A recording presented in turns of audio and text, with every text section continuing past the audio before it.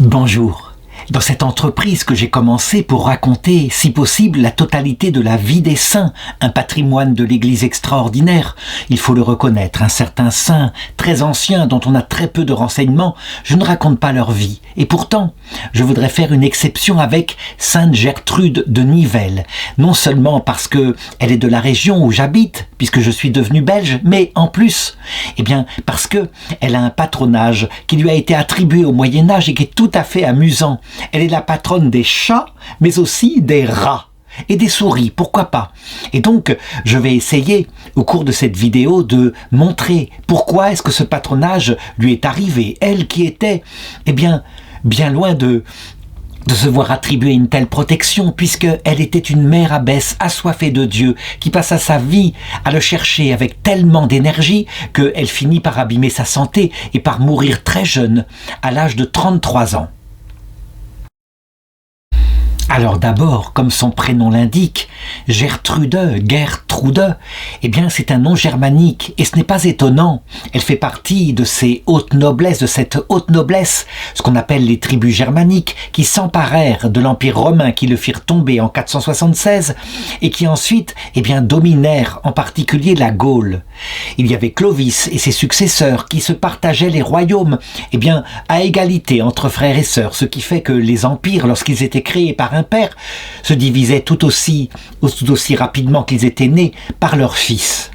Elle est donc de la très haute noblesse franque. Elle naît en 626 du côté de Landen, près de Nivelles, actuellement en Belgique. Voici sur une carte l'endroit où ça se situe. Et bien sûr, si elle est canonisée, il ne faut pas se faire d'illusions. À cette époque-là, c'est parce que, en général, on était d'une noble lignée et donc on était remarqué par une sainteté particulière. Elle était fils de Pépin de Landen, qui était tout simplement le maître de palais du roi d'Austrasie de l'époque. Il faut se représenter cet homme-là, qui est donc un guerrier, donc de la haute noblesse, qui sait manier les armes, et qui n'est pas toujours très fin, mais qui est profondément catholique, il faut le reconnaître, qui attend le salut éternel.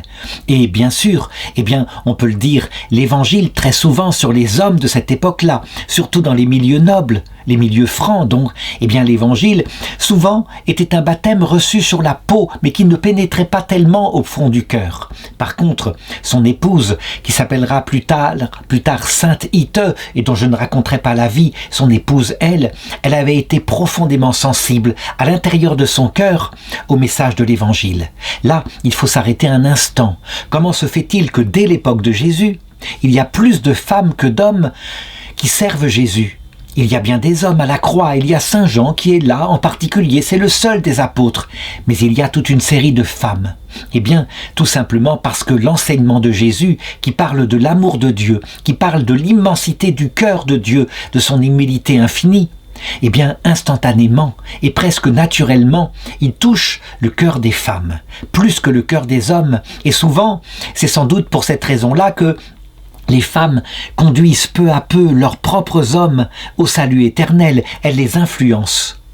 On ne verra qu'au ciel le rôle extraordinaire des femmes à cette époque, alors que l'Empire romain étant tombé, on était repassé de par les hommes aux lois, un peu barbares, aux lois, je dirais, de la spontanéité, qu'on se souvienne de cette histoire qu'on avait appris dans notre enfance où Clovis, le roi des Francs, voulant régler un problème avec un soldat qui lui avait cassé un vase précieux qu'il voulait donner à un évêque pour s'attirer les bonnes grâces de l'Église, tout simplement, une année plus tard, lui fracassa la tête avec sa hache. C'était une façon de régler les choses, mais on est bien loin, à cette époque-là, du droit romain. La petite Gertrude fut élevée essentiellement par sa mère, qui peut lui communiquer tout ce qu'elle avait dans le cœur, et en particulier son grand amour de Jésus. Et c'est ainsi que, manifestement, ayant trouvé dans les enseignements de sa mère ce qu'était le but de la vie, dès l'âge de 10 ans, c'est très tôt 10 ans, mais dès l'âge de 10 ans, elle lui parla de son désir de se consacrer à Dieu. C'était une chose pour elle essentielle. Elle priait, elle voulait vraiment chercher Dieu. Cependant, il faut savoir qu'à cette époque-là, lorsqu'on était fille de la haute noblesse, et que, je dirais, on était donc un parti à prendre, très vite, alors que la puberté était à peine arrivée, voici que des prétendants se présentaient. Ce qui fait que la mère de Gertrude, Ite, se rendant compte de cela et voulant indiquer à tous les prétendants qu'ils n'auraient pas leur fille, elle décida à un moment donné de devancer les choses. Elle savait que parfois, lorsqu'on refusait une fille à un jeune nobliau du secteur, eh bien tout simplement, il la prenait, il l'enlevait.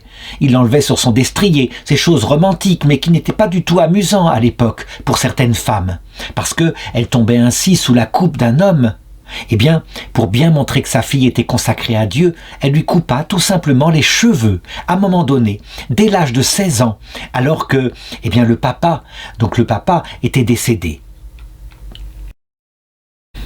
Pépin de Landen, donc cet homme de pouvoir, ce maire du palais, mourut vers 640, et cette femme, sa femme, Ite, se retrouva veuve, et donc héritant de toute la fortune de son mari, et ayant poussé ses filles à chercher Dieu en premier, elle n'eut plus qu'une idée. Elle se servit de sa fortune et paya des ouvriers pour construire un monastère, mais pas n'importe où. Elle transforma tout simplement le château de famille en un lieu où maintenant on pourrait recevoir des jeunes filles et pourquoi pas des jeunes hommes qui voudraient se consacrer à Dieu et qui pourraient prier. Donc la transformation fut faite, les grandes pièces qui servaient à la réception furent transformées en réfectoire, il y eut des cellules monastiques qui furent construites et aussi un double monastère, tel que c'était à l'époque, tel que ça se faisait, un monastère où il y aurait d'un côté des moines cherchant Dieu et de l'autre côté les cellules des religieuses qui cherchaient Dieu elles aussi.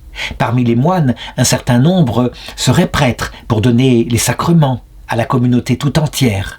Mais il fallait une mère abbesse, et bien sûr, qui pouvait être mère abbesse, sinon celle qui venait de fonder ce monastère, donc Sainte Ite.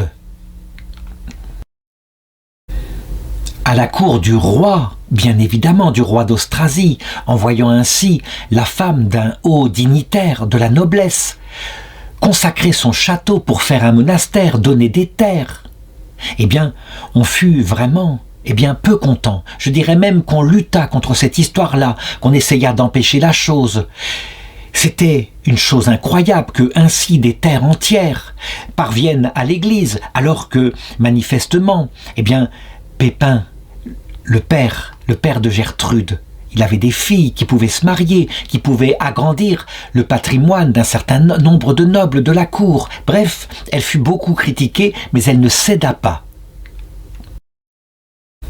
Non seulement Ite rentra elle-même au monastère, mais elle s'entoura de moines qu'elle fit venir de loin, d'Irlande en particulier, où il y avait des monastères très anciens, qui avaient été fondés, pense-t-on, peut-être par des anciens druides qui étaient devenus chrétiens, qui avaient été cherchés du côté de l'Orient, en Égypte, la sagesse monastique, et donc, en Irlande, au pays de Galles, était née toute une tradition monastique autour d'une règle qui avait fini par être écrite par saint Colomban, une règle très sévère, très dure, pas tellement équilibrée, il faut le reconnaître. D'ailleurs, elle ne survivrait pas longtemps. Habituellement, on dit que Sainte Gertrude était devenue bénédictine. En réalité, non, ce n'est pas cela. Lorsqu'elle entra au monastère en suivant sa mère à l'âge de 10 ans, elle suivit au point de départ, selon le conseil de saint Amand, un moine irlandais, la règle de saint Colomban. Cette règle de saint Colomban, il faut que je la décrive, elle est calquée, on peut le dire, sur l'expérience des moines du désert. Donc, on y pratique énormément d'ascèse. On tient son corps avec du jeûne. C'est une tradition qui date du IVe siècle, et à l'époque où régnait la philosophie stoïcienne, on pensait que, en prenant en main sa vie avec une grande énergie, on s'approcherait davantage de la grâce. On prenait pour cela la comparaison qu'avait pris saint Paul avec l'histoire des athlètes qui concourent, qui s'entraînent pendant des heures pour une petite couronne de chêne. Et là, quand il s'agissait de la couronne de gloire, alors il fallait se prendre en main de la même façon. Ce qui donnait une spiritualité assez dure, assez rigoureuse. Et d'autre part, comme il y avait beaucoup de misère, que rentraient dans les monastères irlandais beaucoup d'hommes qui sortaient de la campagne, qui n'avaient pas de quoi se nourrir, qui seraient morts de faim s'ils n'étaient pas devenus moines, la vocation n'existait pas vraiment. Du coup, il y avait, quand des fautes étaient commises contre la règle, des punitions corporelles. On peut dire que la règle de saint Colomban, c'est une liste de punitions proportionnelle à la faute commise. C'est comme cela. Évidemment, le but de tout cela, c'était l'amour de Dieu et l'amour du prochain, c'est bien évident. Mais les premiers moines, hommes rudes, hommes, je dirais, accomplis dans les pénitences, eh bien, ils virent peu à peu les règles qu'ils avaient composées être amoindries, attendries, ou plutôt dirigées vers la vie mystique par les femmes qui s'en emparèrent.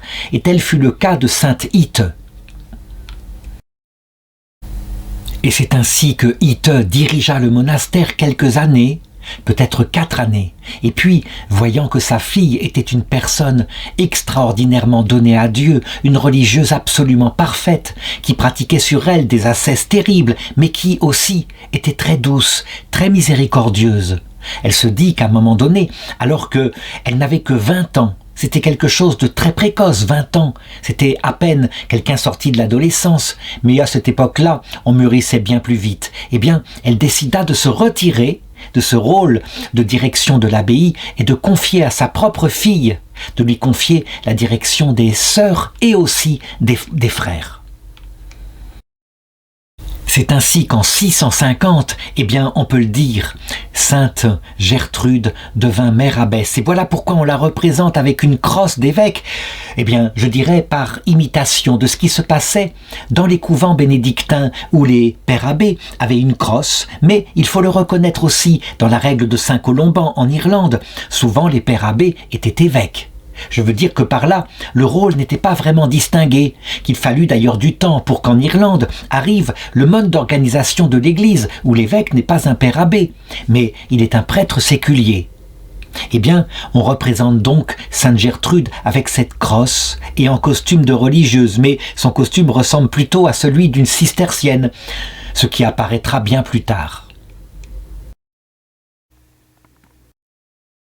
Et tout de suite, lorsqu'elle prit en main cette abbaye, avec la confiance et la bénédiction de sa mère, sainte Ite, eh bien, elle se montra extraordinaire, et on ne peut pas le nier. Sa réputation se répandit dans toute la région.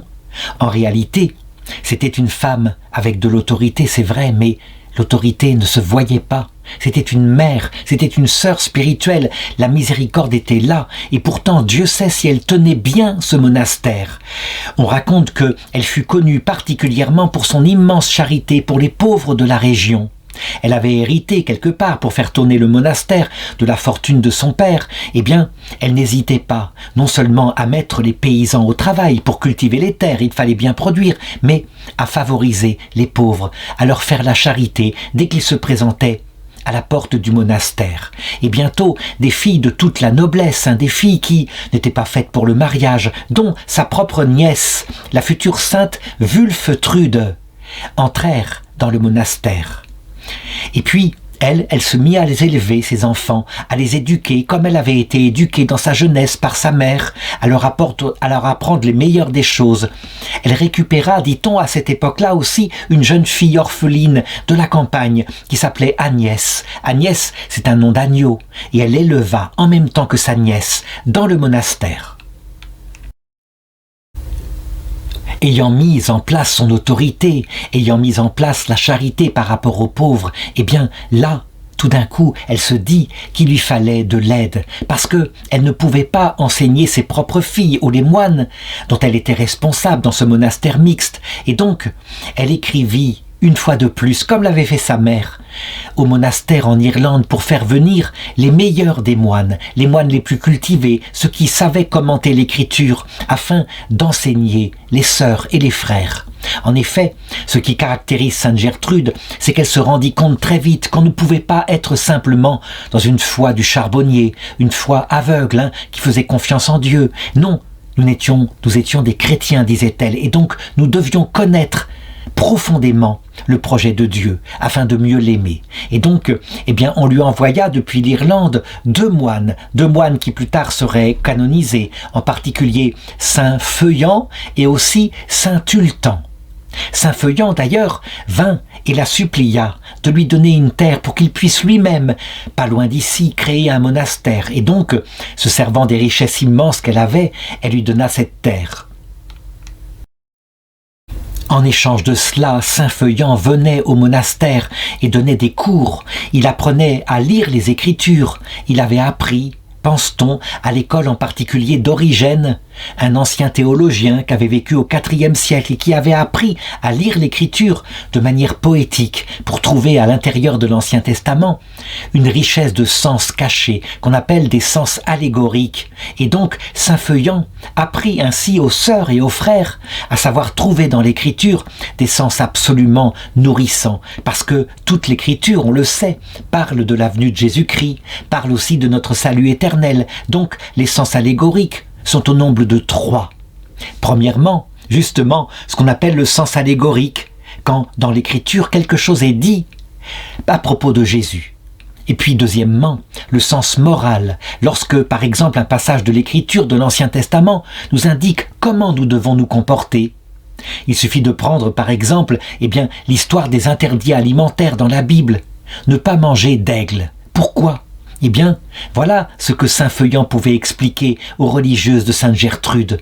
Parce que l'aigle, c'est le symbole de la violence. Et donc, on ne doit jamais se comporter comme un violent qui attaque en particulier les petites souris, qui les dévore, qui les apporte à leur nid. Est-ce que ce fut de là que vint l'histoire que sainte Gertrude, bouleversée par cette façon d'interpréter les Écritures, devint la protectrice des chats et des rats ? Eh bien, je dirais probablement non. Parce que elle protège non seulement les rats, qui sont les victimes des chats, mais aussi les chats, qui sont les prédateurs des rats, ce qui montre qu'on doit trouver une autre explication. Ce qui est sûr, c'est qu'au bout d'un certain temps, alors qu'elle n'avait atteint que l'âge de 30 ans, eh bien, sainte Gertrude, dans son monastère, se dit que maintenant, elle voudrait bien renoncer à sa charge d'abbesse. Pourtant, les abbesses, à cette époque-là, elles gardaient cette charge à vie. Et ce qui montre bien qu'elle était vraiment une sainte, c'est que le pouvoir qui lui était donné, là, y compris pour faire du bien à ses filles et à ses frères, eh bien, ne l'intéressait pas. Ce qu'elle voulait maintenant, c'est chercher Dieu. Dieu était le seul aspiration de son cœur. Elle voulait se consacrer en tout son temps aux études, avec saint Feuillan en particulier, mais aussi à la prière. Et donc, elle renonça à partir de l'âge de 30 ans, vers 656. Elle renonça à sa charge de mère abbesse pour la donner à sa propre nièce qu'elle avait maintenant élevée et qui partageait avec elle la façon de gérer les monastères comme une mère. Voici un bas-relief qui date de beaucoup plus tard, où on voit sainte Gertrude qui est là, qui étudie passionnément, qui lit des livres, tandis que sur sa crosse de mère abbesse, on voit courir 4 rats. Et donc, je raconterai tout à l'heure, je l'ai promis, d'où vient cette histoire.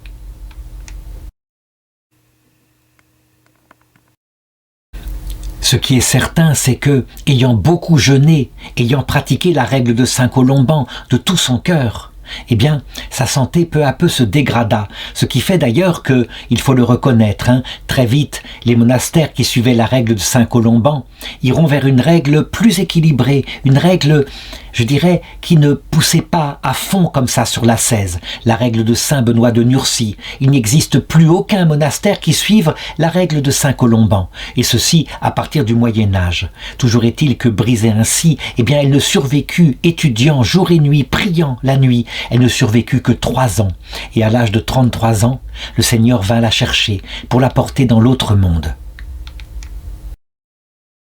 Elle mourut donc jeune le 17 mars 659 et tout de suite dans le monastère, eh bien, on la vénéra comme une sainte. Ça ne pouvait pas être autrement, tout le monde l'aimait et les gens de la région qui avaient reçu d'elle tant de bénédictions, je dirais tant d'aide matérielle, les gens de la région vinrent en masse pour assister à son enterrement. Ils savaient que depuis le ciel, elle continuerait de les protéger. Alors, abordons maintenant. Pourquoi est-ce qu'au Moyen-Âge, la dévotion populaire lui attribua la protection des chats, des souris et des rats? Eh bien, une légende dit que cela vient d'une histoire particulière. C'est une légende qui date de 500 ans après, donc est-elle crédible? En tout cas, c'est là qu'elle apparaît dans les textes au XIe siècle. Il y avait un usage germanique. Il faut savoir que l'empire des Mérovingiens contenait la France actuelle et l'Allemagne. Un usage qui s'appelait le Gertrudismin, qui consistait à boire une coupe de vin avant de partir en voyage pour se mettre sous la protection de Sainte Gertrude. Et on se référait à cela, à l'histoire suivante. Eh bien, lorsqu'elle appela des moines irlandais pour venir l'aider, pour venir l'instruire concernant l'écriture sainte, ils partirent en voyage et elle leur avait assuré dans sa lettre qu'elle les protégerait par sa prière, qu'il ne leur arriverait rien de mal. Or, au cours du voyage, voici que se déclencha une tempête terrible et eux, eh bien simplement, ils invoquèrent Dieu en rappelant à Dieu à quel point Sainte Gertrude avait promis protection. Et aussitôt, eh bien, la tempête s'arrêta. Et un monstre marin qui était là, aussitôt, parce qu'ils tracèrent une bénédiction sur lui, il disparut au fond des flots.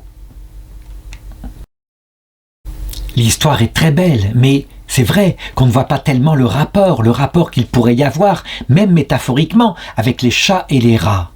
Voilà pourquoi toutes sortes de théories furent émises, et en particulier celle qui me paraît évidemment la plus proche de cette histoire, le fait qu'elle était connue là-bas, à Nivelles, là où était son abbaye, pour sa grande miséricorde, pour tout le monde. Elle n'avait pas tel pauvre ou tel autre, loin de là. En particulier, elle aida extraordinairement les serfs. Il faut savoir qu'à l'époque, il y avait l'esclavage. Les Mérovingiens s'étaient emparés de toute cette région, et donc la populace gallo-romaine, comme ils l'appelaient, qui n'était pas militairement très développée, eh bien, ils en faisaient des esclaves, des paysans qui servaient la terre. Eh bien, elle les défendit contre les nobles. On peut donc s'imaginer que les serfs étaient un peu les souris et les rats, qui étaient dominés par les nobles, qui étaient les seigneurs francs, qui eux n'hésitaient pas à les piller, peut-être même parfois, dit-on, à utiliser le droit de cuissage. Bref, elle en libéra beaucoup. Et donc, je pense que c'est sous ce rapport-là qu'on la représente comme une protectrice des animaux. D'autres ont dit plus trivialement que, au Moyen-Âge, il y avait parfois des famines et qui étaient dues à l'invasion de rats et de souris dans les greniers qui détruisaient les récoltes, et donc qu'on y mettait des chats. Oui, mais dans ce cas-là, comment pourrait-on justifier qu'elle soit la protectrice des rats aussi ? On le voit bien, il y a quelque chose de très profond qui indique son rapport à la miséricorde. Elle n'est pas comme ces prêtres qui ont vécu parfois en Occident après le Concile Vatican II et qui pensaient que les seules personnes qu'il fallait aider, c'étaient les pauvres d'argent, que les pauvres qui étaient pauvres de cœur, qui avaient beaucoup d'argent mais qui cherchaient Dieu, qui étaient riches, eh bien ceux-là, le clergé ne devait pas s'en occuper. Non, elle s'occupait aussi des plus riches parmi ceux qu'elle connaissait, les seigneurs francs, dont le salut était quelquefois beaucoup plus en danger que ceux qui mouraient de faim, leurs propres serfs.